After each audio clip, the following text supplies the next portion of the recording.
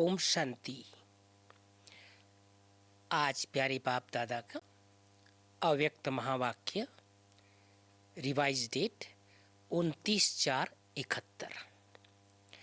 मुरली का हेडिंग है बेहद के पेपर में पास होने का साधन। बाबा ने कहा आज भट्ठी की समाप्ति है, वह भट्ठी के प्रैक्टिकल पेपर का आरंभ है। अभी आप कहाँ जा रहे हो? पेपर हॉल में जा रहे हो या अपने अपने स्थानों पर? जब पेपर हॉल समझेंगे तब प्रैक्टिकल में पास होकर दिखाएंगे। ऐसे नहीं समझना कि अपने घर जा रहे हैं, नहीं, बड़े से बड़ा कोर्स पास करके बड़े से बड़ा इम्तिहान देने के लिए पेपर हॉल में जा रहे हैं। सेंटर्स पर जब तक पढ़ाई करते हो तो वह हो गई स्कूल की पढ़ाई, लेकिन जब मधुबन वरदान भूमि में डायरेक्ट बाप दादा व निमित्त बने हुए सभी बड़े महारथियों द्वारा ट्रेनिंग लेते हो व पढ़ाई करते हो तो मानो कॉलेज व यूनिवर्सिटी का स्टूडेंट हो। स्कूल के पेपर और यूनिवर्सिटी के पेपर में फ़र्क होता है, पढ़ाई में भी फ़र्क होता है। तो इस भट्ठी में ट्रेनिंग लेना अर्थात यूनिवर्सिटी का स्टूडेंट बनना। तो अभी यूनिवर्सिटी की पढ़ाई का पेपर देने के लिए जा रहे हैं। यूनिवर्सिटी के पेपर के बाद ही स्टेटस की प्राप्ति होती है। ऐसे ही भट्ठी में आने के बाद जो प्रैक्टिकल पेपर में पास हो निकलते हैं उन्हों को वर्तमान और भविष्य स्टेटस और स्टेज प्राप्त होती है। तो यह कॉमन बात नहीं समझना। भले अपने सेंटर्स पर पढ़ाई करते रहे हो और पेपर भी देते हो, लेकिन यह यूनिवर्सिटी का पेपर है। बाप दादा द्वारा तिलक व छाप लगाने के बाद अगर कोई प्रैक्टिकल पेपर में फेल हो जाते हैं तो क्या होगा? जन्म जन्मांतर के लिए फेल का दाग रह जाएगा। इसलिए अगर कोई भी फेल होने का संस्कार व अपनी चलन महसूस होती हो तो आज के दिन में वह रहा हुआ दाग व कमजोरी की चलन व संस्कार मिटाकर जाना, जिससे कि पेपर हॉल में जाए पेपर में फेल ना हो जाए। समझा? वह पेपर तो दे दिया, वह तो सहज है, लेकिन फाइनल नंबर व मार्क्स प्रैक्टिकल पेपर के बाद ही मिलते हैं। तो यह स्मृति और दृष्टि दोनों को परिवर्तन में लाकर जाना है। स्मृति में क्या कर रहे हो? क्या रहे कि हर सेकंड मेरा पेपर हो रहा है। दृष्टि में क्या रहे कि पढ़ाने वाला बाप और पढ़ने वाला मैं स्टूडेंट आत्मा हूँ। यह स्मृति, वृत्ति और दृष्टि बदल कर जाने से फेल नहीं होंगे, लेकिन फुल पास होंगे। तो भट्ठी कोई साधारण बात नहीं समझना। यह भट्ठी की छाप और तिलक सदा कायम रखना है। जैसे यूनिवर्सिटी का सर्टिफिकेट सर्विस दिलाता है, पद की प्राप्ति कराता है, ऐसे ही यह भट्ठी का तिलक व छाप सदा अपने पास प्रैक्टिकल में कायम रखना। यह बड़े से बड़ा सर्टिफिकेट है। जिसको सर्टिफिकेट नहीं होता है वह कभी भी कोई स्टेटस नहीं पा सकते। इसी रीति से यह भी एक सर्टिफिकेट है। भविष्य व वर्तमान पद की प्राप्ति व सफलता का सर्टिफिकेट है।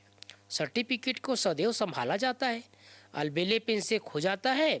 कभी भी माया के अधीन यानी वश होकर पुरुषार्थ में अलबेलापन नहीं लाना, नहीं तो आप समझेंगे हमको सर्टिफिकेट है, लेकिन माया व रावण सर्टिफिकेट चुरा लेती है। जैसे आजकल के डाकू व पॉकेट काटने वाले ऐसा युक्ति से काम करते हैं जो बाहर से कुछ पता नहीं पड़ता, अंदर खाली हो जाता है।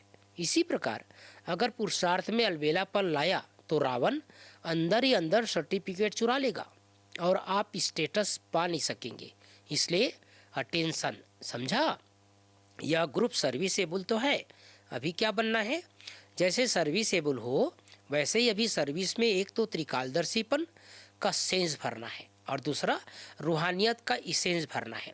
तब तीनों बातें मिल जाएगी, सर्विस, सेंस और इसेंस। इसेंस सूक्ष्म होता है ना, तो यह रूहानियत का इसेंस और त्रिकालदर्शी का सेंस भरने से सर्विसेबल के साथ साथ सक्सेसफुल हो जाएंगे। तो सेंस और इसेंस कहाँ तक हर एक ने अपने अंदर भरा है वह चेक करना है। अभी समय है। जैसे पेपर हॉल में जाने से पहले 2 घंटा आगे की तैयारी करके जाते हैं, आपको भी पेपर हॉल में जाने के पहले अपने को तैयार करने के लिए अभी समय है। जैसे सुनाया था कि ब्रह्मा कुमार के साथ में तपस्वी कुमार भी दिखाई दे। वह अपने नयनों में, चेहरे में रूहानियत धारण की है, जो जाते ही अलौकिक न्यारे और सबके प्यारे नजर आओ। न सिर्फ भट्ठी वालों को, लेकिन जो भी मधुबन में आते हैं उन सभी को यह धारणाएं विशेष रूप से करनी है। भट्ठी सक्सेसफुल रही। इन्हों की पढ़ाई की रफ्तार से आप संतुष्ट हो? आप भट्ठी की पढ़ाई से अपने पुरुषार्थ में संतुष्ट हुए? कुछ रहा तो नहीं ना? अभी ना रहा है, किसी ने जवाब दिया, अभी नहीं रहा है। फिर कब रहेगा क्या? यह अपनी सेफ्टी का साधन ढूंढते हैं, समझते हैं कुछ भी हो जाएगा तो यह कह सकेंगे ना, लेकिन इससे भी फिर कमजोरी आ जाती है। इसलिए फिर यह कभी भी नहीं सोचना कभी भी फेल नहीं होंगे, ऐसा सोचो। अभी भी है और जन्म जन्मांतर की गारंटी भी है, कभी भी फेल नहीं होंगे। इसको कहा जाता है फुल पास। कुमारों की विशेषता है कि जो चाहे वह कर सकते हैं। यह विल पावर जरूर है, लेकिन हर संकल्प और हर सेकंड विल करने की विल पावर चाहिए। बच्चों को सभी विल किया जाता है, जो कुछ भी होता है विल करते हैं। तो आप लोग भी वारिस बनाते हो और बनते भी हो। तो जैसे और विल पावर, वैसे सभी कुछ विल करने की विल पावर चाहिए, या यहाँ से भरकर जाना। जब सभी कुछ विल कर दिया तो क्या बन जाएंगे? नष्टो मोहा। बाबा ने कहा जब मोह नष्ट हो जाता है तो बंधन मुक्त बन जाते हैं, और बंधन मुक्त ही योग युक्त जीवन मुक्त बन सकता है। समझा? संगम युग का आपके पास अभी खजाना कौन सा है? ज्ञान खजाना तो बाप ने दे दिया, लेकिन अपना अपना खजाना कौन सा है? यह समय और संकल्प। जैसे बाप ने पूरा ही अपने को विल किया, वैसे आप लोगों की जो स्मृति है उसको भी पूरा विल करना है। जैसे स्थूल खजाने से जो चाहे वह प्राप्त कर सकते हैं, वैसे ही इस समय के यह खजाना समय और संकल्प, इससे भी आप जो प्राप्त करना चाहो वह इन्हों द्वारा प्राप्त कर सकते हो। सारी प्राप्ति का आधार संगम युग का समय और श्रेष्ठ स्मृति अर्थात याद, यही खजाना है। इसको ही विल करना है। पूरा ही विल करके जा रहे हो या कुछ जेब खर्च रखा है? आई विल के लिए थोड़ा बहुत कोने में छिपा कर तो नहीं रखा है? जेब बिल्कुल खाली है। तो कुमारों ने बाबा के सामने एक गीत बाबा को सुनाया। आजकल तो मधुबन का हर कोना खाली नहीं है, लेकिन हर स्थान पर सितारों की रिमझिम नजर आती है। तो खाली क्यों कहते हो? जब सूर्य व्यक्त से अव्यक्त होता है तब सितारे स्पष्ट दिखाई देते हैं। तो बाप व्यक्त से अव्यक्त हुए हैं विश्व को सितारों की रिमझिम दिखाने के लिए, तो खाली क्यों कहेंगे? स्थूल सूर्य को कहते हैं अस्त हो गया, लेकिन यह ज्ञान सूर्य व्यक्त से अव्यक्त रूप में है, लेकिन सितारों के साथ है। साकार रूप में सदा साथी नहीं बन सकते। साकार में होते हुए भी सदा साथ में रहने के लिए अव्यक्त स्थिति और अव्यक्त साथी समझते थे। तो अब भी सदा साथ अव्यक्त रूप में ही हो सकता है, क्योंकि अव्यक्त रूप व्यक्त शरीर के बंधन से मुक्त है। तो आप सभी को भी सदा साथ देने के लिए, इस शरीर की स्मृति से दूर करने के लिए यह अव्यक्त पाठ चल रहा है। बाप दादा तो हर समय सर्व बच्चों के साथ है ही। पहले पहले एक गीत बनाया था ना, क्यों हो अधीर माता, यह गीत बहनों ने सुनाया।